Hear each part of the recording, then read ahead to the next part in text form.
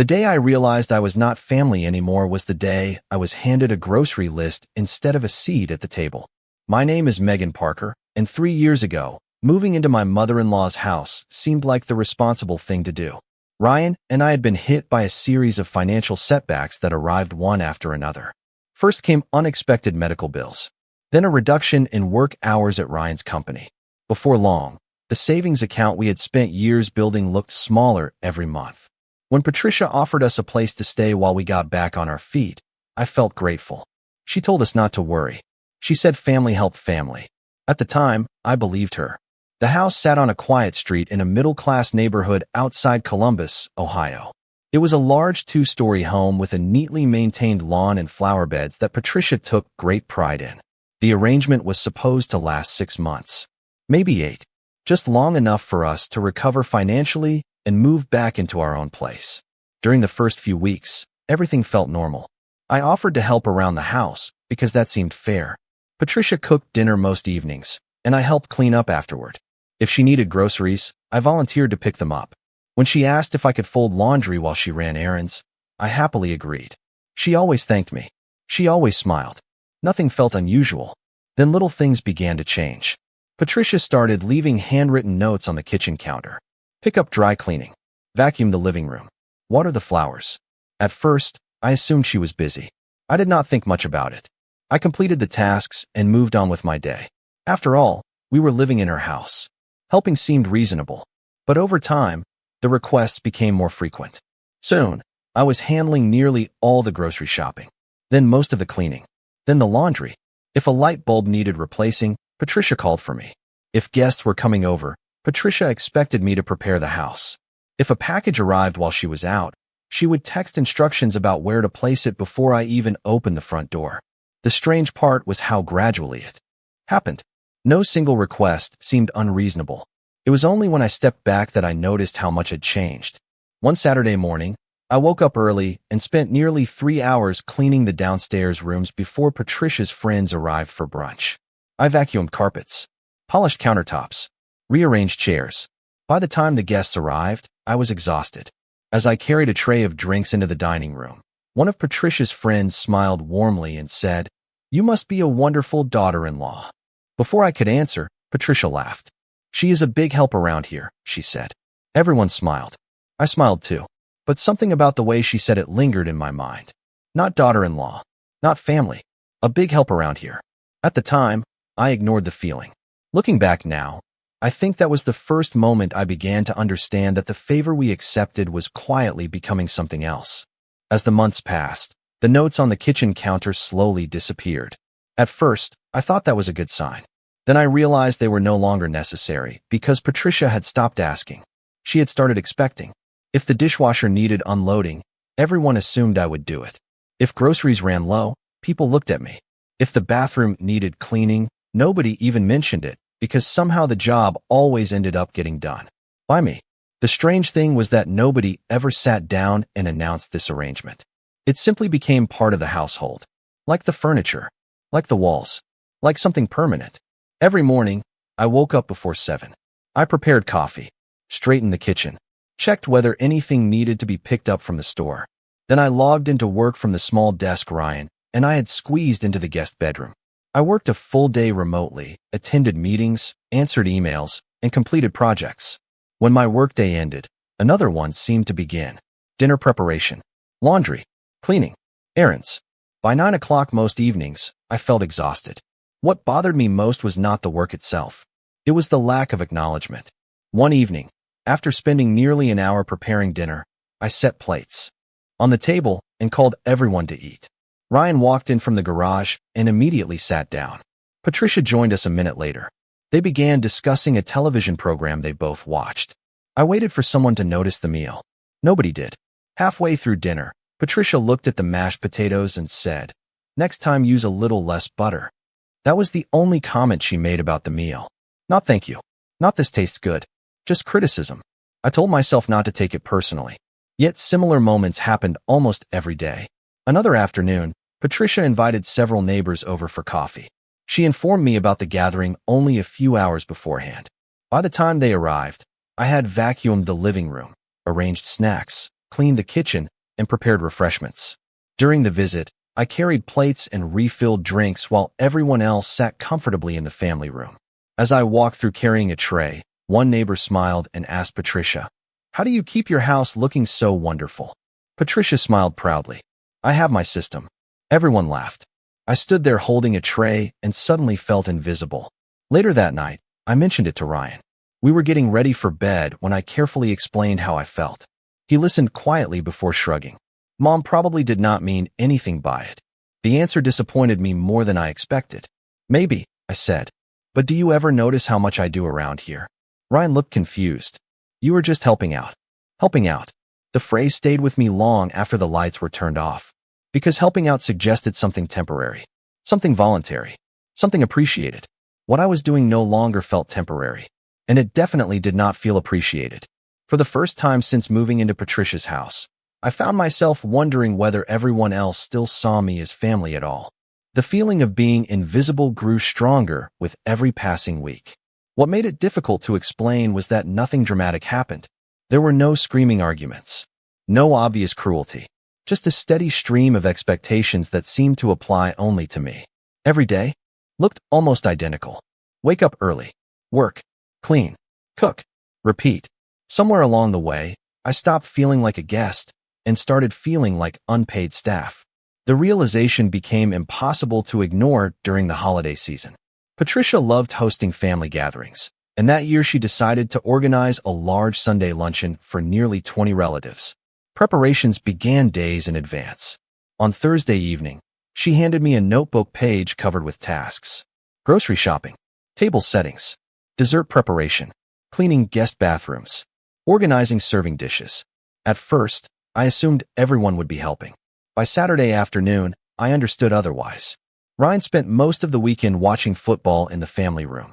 Patricia focused on decorations and directing people. I handled almost everything else. By the time Sunday arrived, I felt exhausted before the guests even walked through the door. Family members began arriving shortly after noon. Laughter filled the house. Conversations flowed through every room. The smell of baked ham and fresh rolls drifted from the kitchen. I should have been enjoying the gathering. Instead, I spent most of it carrying trays, refilling drinks, and clearing dishes. Several times, I noticed relatives relaxing together while I hurried from one task to another. The difference was impossible to miss. At one point, I finally sat down for what felt like the first time all day. I had barely taken 2 bites of food when Patricia appeared beside my chair. "Megan," she said, "the lemonade pitcher is empty." I looked up. Several other people were standing closer to the kitchen than I was. Yet somehow the task belonged to me. Again, I quietly stood and headed back toward the sink. A few minutes later, something happened that I would never forget. One of Patricia's cousins smiled and asked, "How long have you worked for Patricia?" For a second, I thought I misunderstood her. Then I realized she was serious. Before I could respond, Patricia laughed. "Oh, Megan keeps everything running around here." The room chuckled politely. I forced a smile, but inside, something shifted. Nobody corrected the assumption. Nobody said I was family. Nobody even seemed surprised by the question. Later that evening, after the last guest left, I found myself alone in the kitchen loading dishes into the dishwasher. The house was finally quiet. Ryan walked in carrying a soda and smiled. The party turned out great. I stared at the stack of dirty serving trays still waiting to be washed. I am glad somebody enjoyed it. Ryan frowned slightly. What is that supposed to mean? I looked around the room. The crumbs on the counters, the overflowing trash bag, the dishes covering every surface. Then I looked back at him. For the first time since moving into Patricia's house, I realized I could spend years working harder and nobody would ever see the problem. Because the moment something becomes expected, people stop noticing the person doing it. That night, Ryan's comment stayed with me longer than I expected. The party turned out great. The sentence sounded harmless. In another situation, it probably would have been. But I could not stop thinking about the fact that he never asked how I was doing. He never noticed how tired I looked. He never questioned why I spent the entire gathering working while everyone else relaxed. To him, the successful event was the only thing that mattered. The person who made it happen remained invisible. A few weeks later, Patricia hosted another family gathering. This one was smaller, only a handful of relatives stopping by for lunch after church. By then, I already knew exactly how the day would unfold. I woke up early and started preparing food. Patricia reviewed everything from the kitchen doorway while offering suggestions. Ryan watched television. The pattern had become so familiar that nobody seemed to notice it anymore. Around noon, guests began arriving. Conversations filled the dining room. Laughter echoed through the house.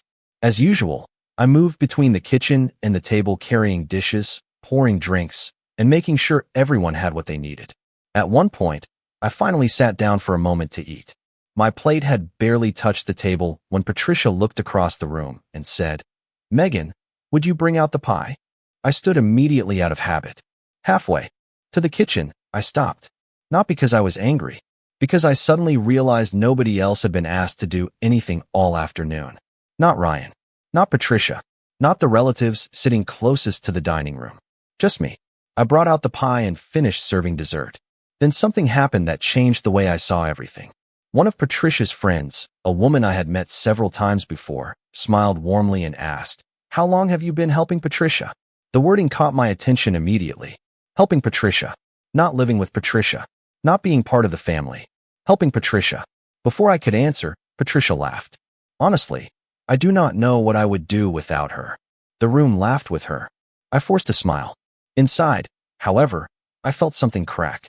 Because for the first time, I realized that Patricia was not accidentally treating me this way. She genuinely saw me as someone whose purpose was to make her life easier. Later that afternoon, after everyone left, I stood alone in the kitchen washing dishes. Through the doorway, I could see Patricia and Ryan sitting comfortably in the family room discussing plans for the following weekend. Neither offered assistance. Neither even looked in my direction. The sight should not have surprised me, yet somehow it did. As warm water ran over my hands, I stared through the window above the sink and asked myself a question I had been avoiding for years. If I disappeared tomorrow, would anyone miss me? Or would they simply miss everything I did for them? The answer frightened me because deep down, I already knew it. For several days after that question entered my mind, I could not stop thinking about it. The answer followed me through every chore, every meal, every conversation. At first, I tried to convince myself that I was being unfair. Patricia had given us a place to live. Ryan was under pressure at work. Maybe I was simply tired. Maybe I was looking at everything through the lens of frustration. But the more I paid attention, the harder it became to ignore what was happening. One Tuesday evening, I came downstairs after finishing a long workday. The kitchen counter was covered with grocery ads, coupons, and a handwritten shopping list. Patricia was sitting at the table drinking tea. Without looking up, she slid the paper toward me. "I need these by tomorrow," she said. I glanced at the list. It filled almost an entire page. Household supplies, groceries, items for an upcoming luncheon. I waited for the rest of the sentence. A request, a question, anything. It never came. The expectation was already understood. I folded the paper and placed it in my purse. "Okay," I said quietly. Later that night, Ryan and I were in our room when I finally brought up how I was feeling. Not angrily, not emotionally, just honestly. I told him I felt overwhelmed. I told him it seemed like every responsibility inside the house somehow became mine. I told him I was beginning to feel less like family and more like an employee. Ryan listened for a few moments before shaking his head. "I think you are overthinking this." The words landed harder than he realized. "Am I?" I asked. "Yes," he replied. "Mom appreciates everything you do." I stared at him. "Then why does she never say it?" Ryan sighed. "She shows it differently." That answer stayed with me because it sounded familiar. Every concern I raised somehow transformed into a misunderstanding. Every uncomfortable truth became an overreaction. Every problem became something I was supposed to endure a little longer. A few days later, I met my friend Emily for lunch. We had known each other since college, and she was one of the few people who always told me the truth, even when I did not want to hear it. As we sat in a small restaurant near downtown, she listened carefully while I described life inside Patricia's house. The chores, the expectations, the gatherings, Ryan's responses. When I finally finished, Emily looked at me for several seconds before asking a simple question. "If your future daughter told you this exact story, what would you tell her?" I opened my mouth to answer and immediately stopped.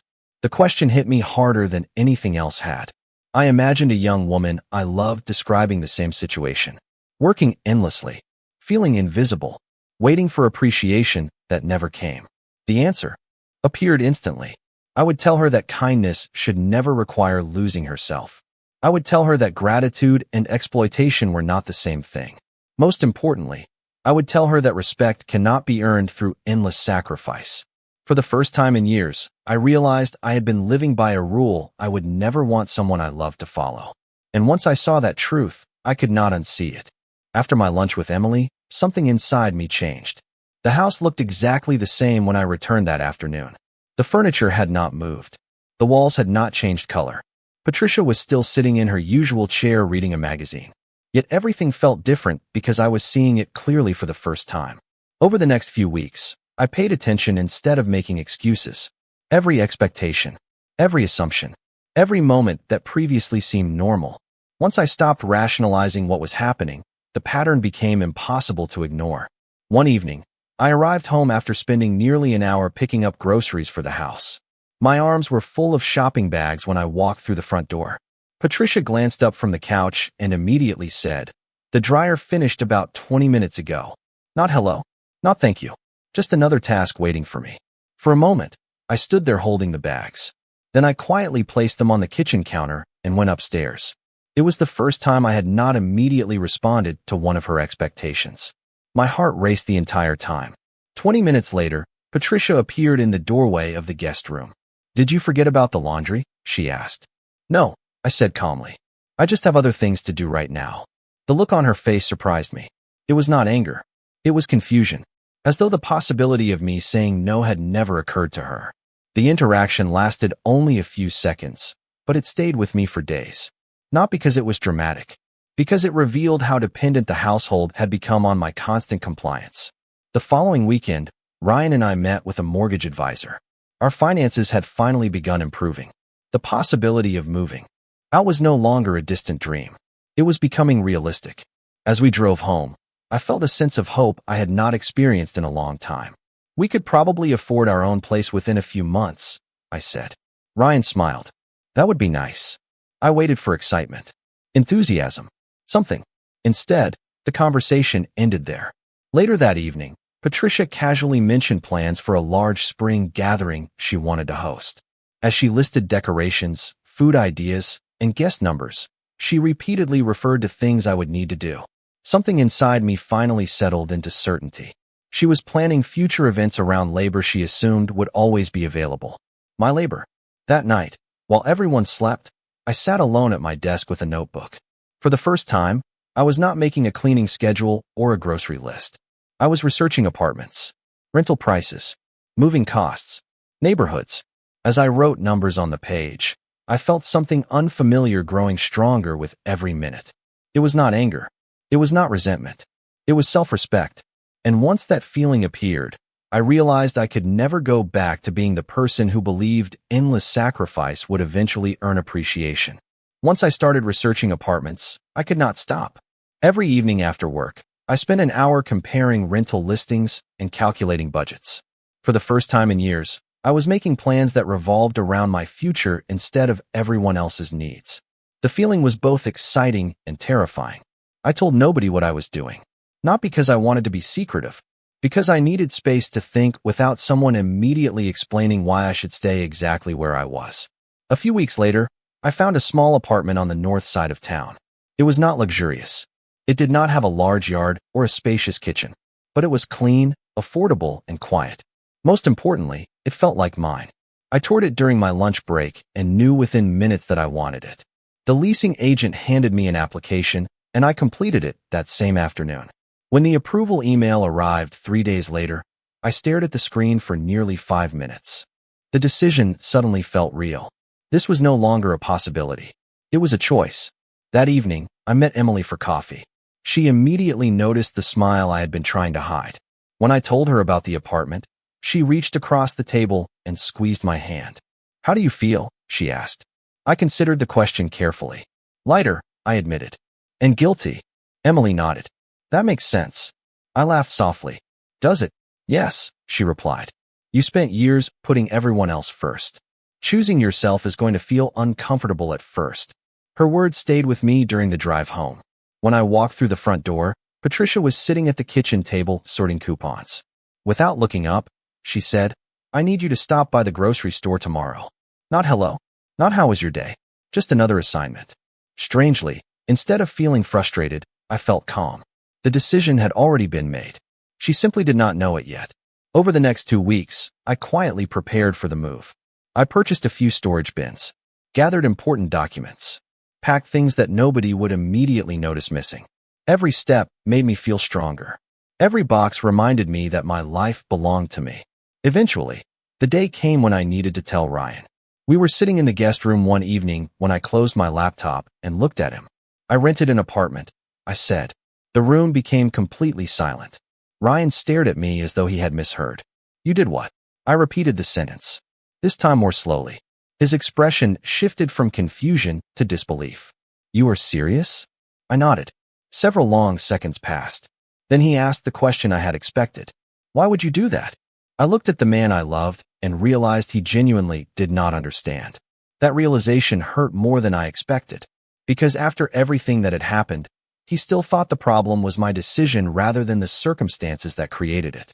For the first time, however, I was no longer trying to convince anyone.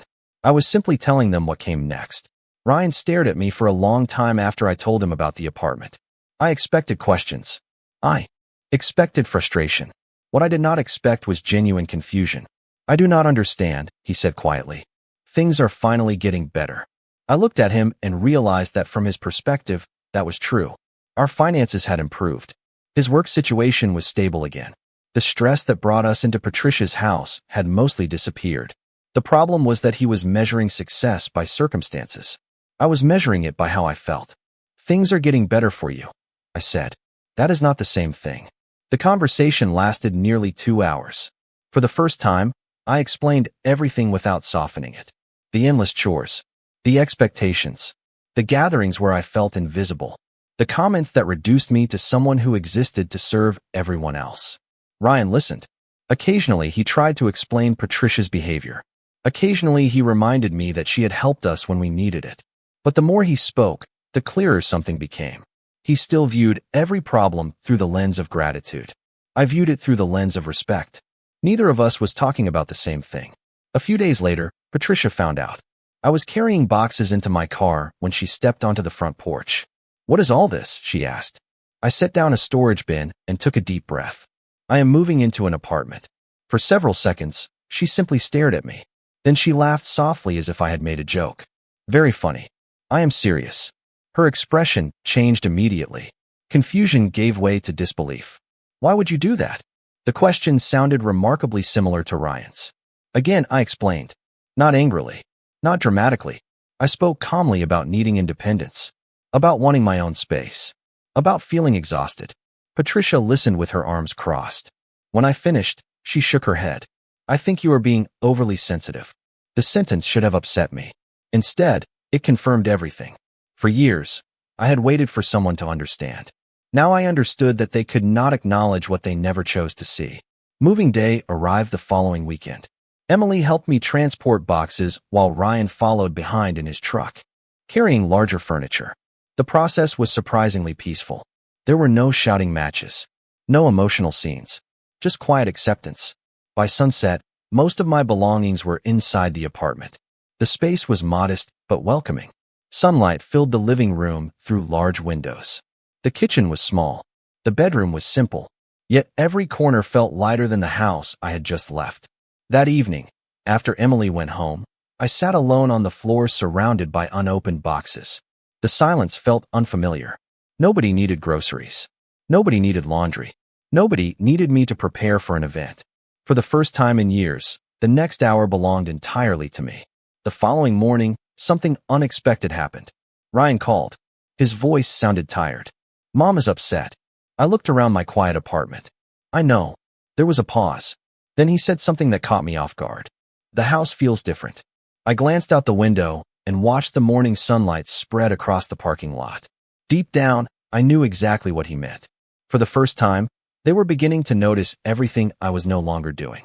The weeks that followed taught me something I never could have learned while living in Patricia's house. Peace does not always arrive with dramatic victories. Sometimes it arrives quietly on a Tuesday evening when you realize nobody is waiting to hand you another list of responsibilities.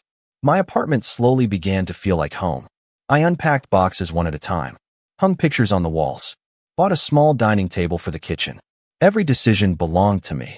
Every space reflected my choices. The feeling was unfamiliar at first. Then it became liberating. Ryan visited often during those first few weeks. Our conversations changed. Without Patricia sitting in the next room, we were finally able to speak honestly. One evening, he arrived carrying takeout and sat across from me at the kitchen table. For several minutes, neither of us spoke. Then he looked up and said, "I did not realize how much you were doing." The sentence was simple, yet it carried more weight than he probably understood. I smiled sadly. "I know." Ryan rubbed his hands together and stared at the table. "The house is different now." Over the previous month, he had started noticing things he once overlooked. Laundry piled up. Grocery trips were forgotten. Family gatherings required effort instead of magically organizing themselves. Patricia found herself handling responsibilities she had quietly delegated for years. The system that once felt effortless suddenly required work. Real work. The kind that becomes visible only after the person doing it leaves. A few days later, Patricia called. Her voice sounded less certain than I remembered. The conversation was polite, short. At one point, she admitted that maintaining the household had become more difficult than she expected. It was not an apology. It was not a dramatic confession, but it was the closest thing to acknowledgement I had ever received from her. Strangely, I did not feel satisfaction. I felt relief, not because she finally recognized my efforts, because I no longer needed her recognition. That was the real change. Months earlier, I believed appreciation would fix everything. Now I understood that self-respect mattered more than approval. A few months later, Ryan and I signed a lease together for a place of our own. Not because everything had magically healed overnight, because we had finally started building healthier boundaries. Patricia remained part of our lives, but the relationship looked different. Expectations became requests. Assumptions became conversations. Most importantly, responsibilities became shared. Looking back, I sometimes think about the woman who first moved into that house believing that working harder would earn acceptance. I wish I could tell her something. I would tell her that kindness is valuable, but only when it is freely given. I would tell her that helping people should never require abandoning herself. Most of all, I would tell her that being treated like family and being treated like free labor are not the same thing. The day I moved out was not the end of my story. It was the beginning of a better one. Because the greatest thing I gained was not an apartment. It was the understanding that my value had never depended on how much I was willing to sacrifice for other people. It existed long before they finally learned to see it.